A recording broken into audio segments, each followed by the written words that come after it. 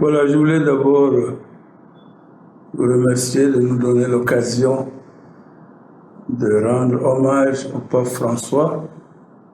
D'abord, je voulais m'incliner pieusement devant la mémoire de sa sainteté, le pape François, pour ce qui représente pour notre communauté catholique, mais aussi rendre grâce au Seigneur pour son ministère, une dizaine d'années à la tête de l'Église.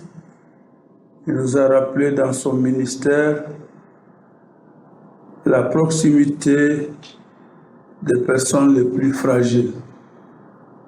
Nous nous souvenons que quand il a été élu, le premier acte qu'il a posé, c'était d'aller à Lampedusa pour se recueillir devant des milliers de jeunes africains, pour la plupart, qui ont perdu la vie en voulant traverser la Méditerranée.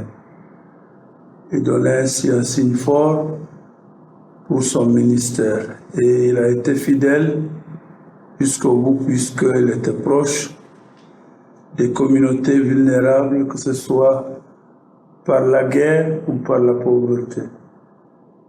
Et je pense qu'il nous a rappelé comme Église la place importante que doivent occuper les personnes vulnérables dans nos sociétés, qu'on ne les marginalise pas, qu'on ne les oublie pas, encore moins les utiliser par les personnes les plus fortes ou les plus nantis. Voilà un peu en résumé ce qu'on peut, en tout cas pour ce qui me concerne, ce que je retiens de son pontificat. Ça, c'est l'aspect extérieur de son ministère vers le monde, mais à l'interne aussi, il s'est caractérisé par la lutte contre les abus sexuels à l'intérieur de l'Église, mais aussi la participation de tous les fidèles baptisés dans la marche de l'Église en travaillant à ce qu'il a appelé la synodalité, c'est-à-dire chacun à son niveau de responsabilité doit avoir un mot à dire dans la marche de l'Église. Il a favorisé cela pour que tout le monde soit concerné par la vie de l'Église. Avant que, par exemple, une autorité ne prenne une décision, il prend le temps de la consultation, de la concertation, pour, entre guillemets, un petit consensus. En tout cas, pour voir le souhait des uns et des autres avant de prendre une décision, la décision qui va engager tout le monde. Et par plusieurs réunions qu'on appelle les synodes, il a favorisé ce climat de concertation. On peut parler, entre guillemets, de démocratie à l'interne de l'Église, à l'intérieur de l'Église. Voilà un peu ce qu'on peut, en tout cas pour ce qui me concerne, retenir de son pontificat. Bon, j'ai eu l'une ou l'autre fois l'occasion de le côtoyer. Je l'avais même invité à Kédougou à l'occasion des 60 ans de vie religieuse d'une sœur irlandaise avec qui ils ont commencé le ministère à Kédougou. Bon, je peux dire que je connais un peu, et à travers aussi ses écrits, parce qu'il a beaucoup écrit sur un peu la vie de l'Église, ce qu'il croit par rapport au sacerdoce, les prêtres, etc. Bon, je pense qu'il n'y a pas de favori en tant que tel dans l'Église. Sous l'action de l'Esprit Saint, les cardinaux, qui sont les collaborateurs directs du pape, choisissent celui qui le mieux pourra accomplir la mission que le Christ a laissée à son Église, dans un esprit de consensus.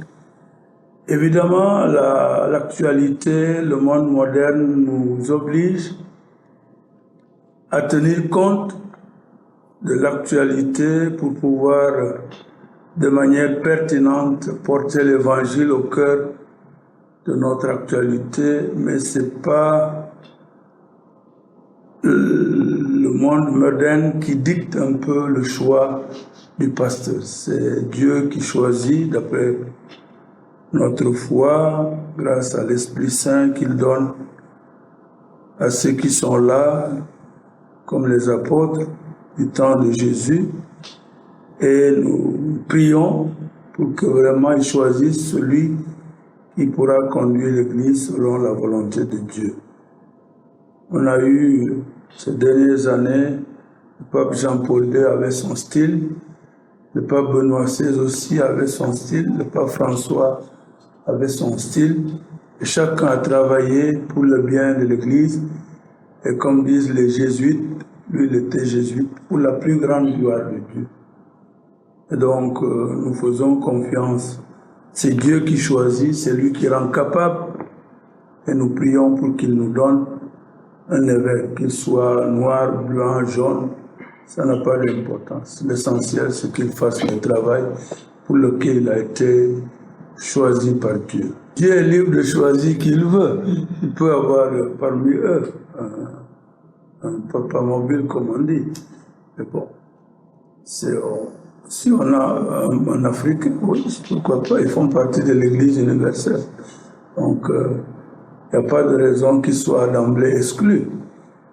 On va prier et Dieu choisira celui qu'il pense qu'il pourra être utile à l'Église et au monde. C'est ma conviction. Mais je ne me fais pas une fixation pour dire, bon, cette année, il faut que ce soit un Africain, dans une forme de revendication. Non, ces responsabilités ne se revendiquent pas. On est pris et c'est Dieu qui nous rend capables.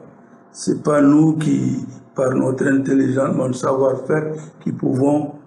Ce n'est pas un peu comme le pouvoir politique, parce que c'est un pouvoir à la fois spirituel et temporel. Oui. Donc, les cardinaux vont dégager un peu des axes qui doivent conduire l'Église dans le monde actuel, et puis ils verront le profil de la personne qui correspond, et puis ils le choisiront. Donc on continuera à travailler avec cette personne que Dieu a choisie. Voilà, nous attendions un peu de précisions par rapport à la date des obsèques. On a déjà commencé, depuis qu'on a pris l'annonce du rappel à Dieu du pape, on a demandé à toutes les paroisses de prier à cette intention. Donc toute l'octave de Pâques, c'est-à-dire à partir de dimanche, donc depuis lundi jusqu'à dimanche prochain, on est appelé à prier pour le pape et puis tous ses collaborateurs, évidemment, dans l'intention également aussi de son successeur. Et il semble qu'il a été annoncé que le samedi, ce sont les obsèques, et nous allons célébrer une messe à la cathédrale à 9h, en communion avec ceux qui seront aux obsèques à Rome, le pape. Voilà, donc nous continuons à prier chaque jour pour lui.